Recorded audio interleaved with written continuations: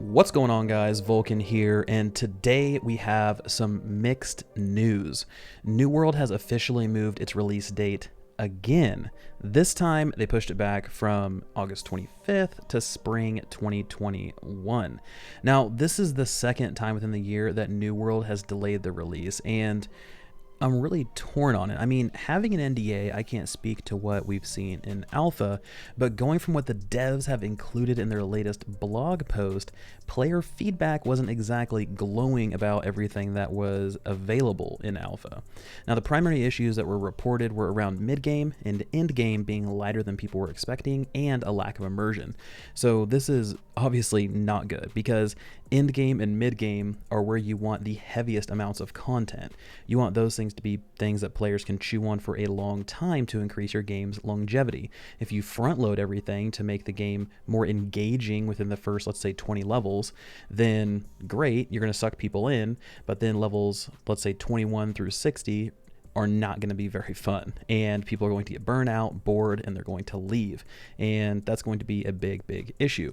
Now, because the release date has been pushed back to spring 2021, that means the beta that was also scheduled for July 23rd has been pushed to a later date.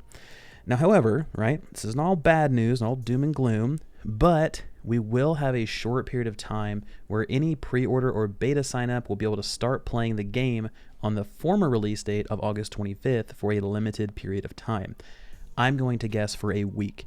They'll probably let a week of players dive in, check the game out at its current status. So hopefully that means NDA will be dropped. That means we'll be able to talk about it freely and everything like that. And maybe that's the last we see of the NDA for now. But if you are selected, you'll get an email and you'll have instructions on what to do. So how does all this add up, and how does Crucible, the new Battle Royale from Amazon, play into it? From here on out, guys, this is all my opinion, so feel free to dive in. This is really just a conversation and my kind of point of view from this whole thing. One, I do think Amazon is still learning to tread water in the gaming industry, right? We've seen their first crack at it with Crucible. The game just absolutely tanked. I mean, visually, it looked great, but gameplay-wise, it completely missed the mark. I mean, completely missed the mark. It failed to establish a community, and it just ended up not being fun.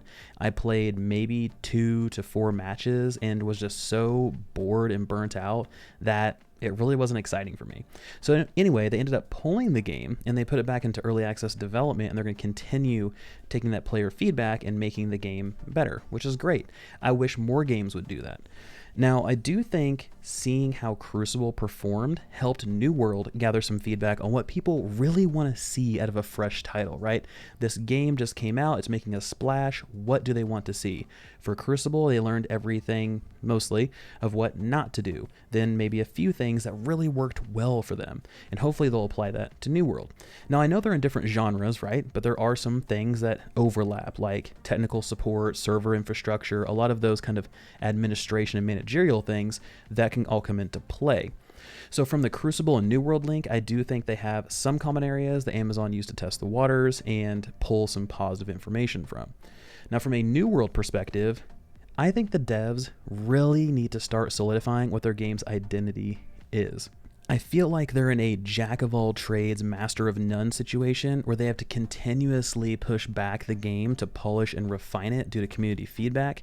But this leads to a never-ending cycle of game development where your product is never quite good enough, right? There's a rule, and I talked about it in a few videos, but it's an 80% rule. Getting from 1 to 80% is what you need to focus on, because getting that last 20% is going to take double the effort that it took to get to 80%. So most people, most products, most kind of anything get to 80%. That's good enough. You can push that out and then sculpt the remaining 20% using community feedback instead of doubling your resources into it, and then it ends up not even being that great. So that's something I think New World really needs to take a look at and focus on. I also think they need to start showing more gameplay and stop being so tight-lipped about all the features of the game. They're so terrified of people learning things about the game that they might not like, but then at the same time, they're really craving community feedback. They're wanting more and more feedback. They're posting things on Twitter and asking, what do you guys think of this? They're posting these little deals, blog posts, and always asking what players think, but at the same time, not wanting to open up the content faucet more than a drip. You're not going to get reliable data that way. So that's something they definitely need to do. Now, New World also needs to reach a point where they're comfortable with their title before communicating a release date. Because at this point, I mean, if there's any more delays, it's just going to become a meme, and then people are going to just go, okay, yeah, sure. Right, it's going to release in spring 2021. I'm sure. It's definitely not going to get pushed back to summer 2021, right? Yeah, okay.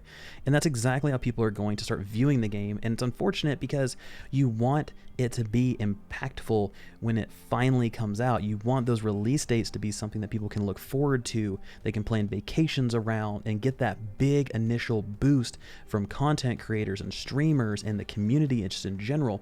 So you want those release dates to mean something. And right now, they've lost a lot of their meaning. So what do you guys think? I mean, is this something you're comfortable with? Do you think that they should have released the game and accepted the feedback and kind of molded from there? Like I said, I'm torn on it. I can see why they did it. I can't talk about it, but I can see why they did it. However, at the same time, it's one of those things where how many times are we going to release a release date and then not hit it? So I want to hear from you guys down in the comments section below. But as always, thank you so much for watching. This has been Vulkan, and I'll talk to you guys next time.